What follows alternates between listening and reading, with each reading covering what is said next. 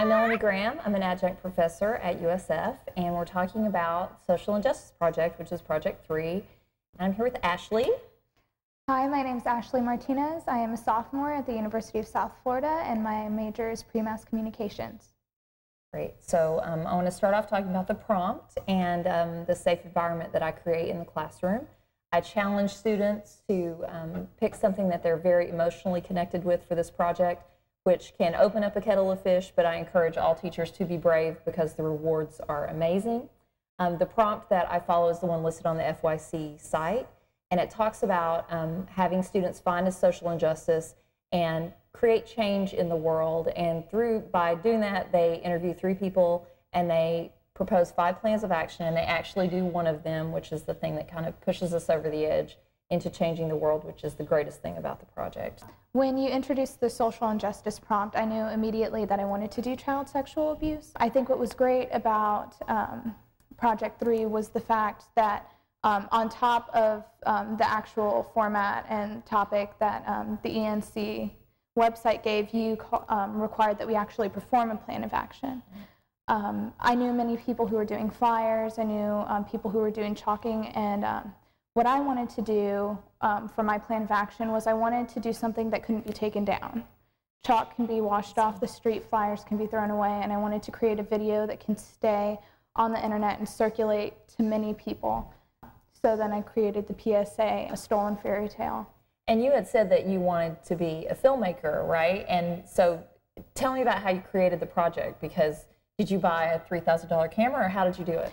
I actually, before the project, I was really, I had a lot of conflict with wanting to become a filmmaker. I always wanted to do that, and I wouldn't give up that dream for anything, but I was, you know, I was hitting a wall thinking, you know, I can't do this because I don't have this equipment. I can't make a film that people are going to recognize. And when that project came along, I was waiting. I really waited. Like, I wanted to do something incredible. I wanted to do something that was big, that I could, you know, just showcase something great. And I just said, you know what, let me suck it up and get out my really old, like 2000, before like middle school. I had this camera since middle school, and I decided to sit there at my desk in my dorm room with a lamp shining on a piece of paper, and I began to draw and paint this PSA that was from, you know, I wanted to create a child's perspective, so I did childlike drawings, and I used my resources in a way that I think a lot of people could relate to it.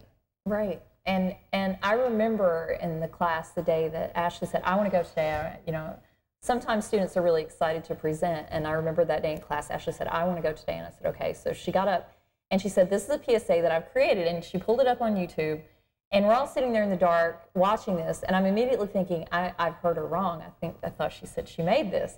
So when it was in, you know, it was in completion, we're sitting there, and the class was completely quiet. Do you remember that? No one really said anything.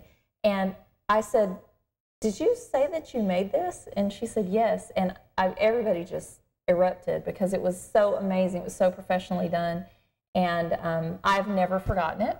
And when Kyle Stedman sent out an email about JUMP, they were looking for undergraduate projects about multimedia, immediately I thought of Ashley. I submitted my video to the JUMP magazine out of the University of Texas, and I received this really cool acceptance letter saying that we would love to, you know, accept your video. And what was really cool about that publication was it was evaluated and analyzed. I got to see what people really got from it when they really analyzed it, and it was just really incredible. And it was really flattering to see those reviews and see what others got from it.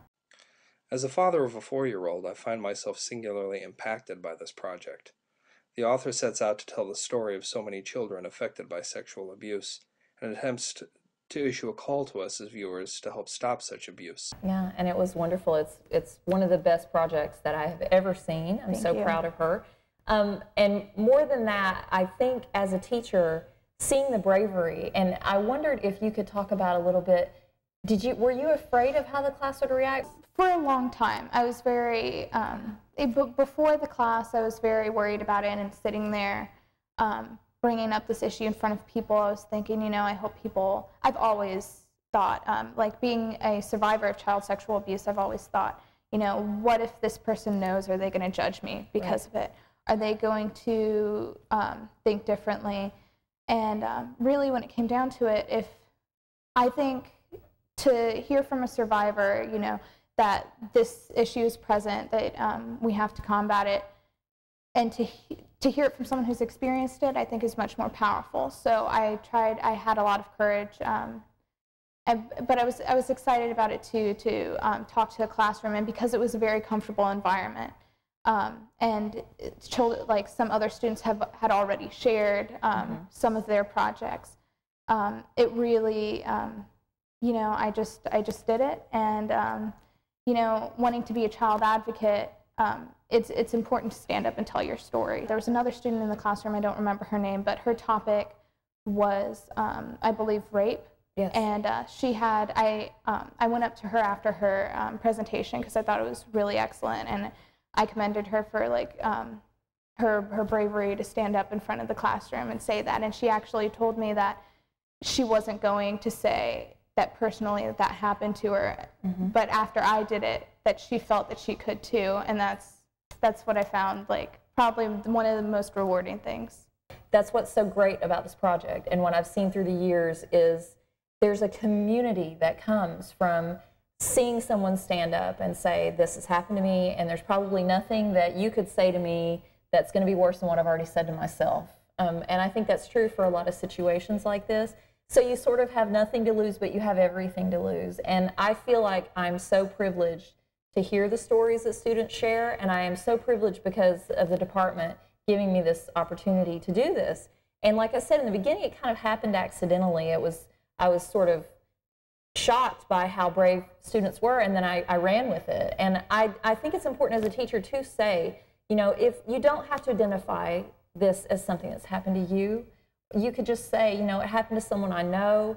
When the students do interviews, I've had students interview themselves for their papers, and they come to me and say, I'm going to interview myself, and I'm just going to present it as someone named Jane, and that's great.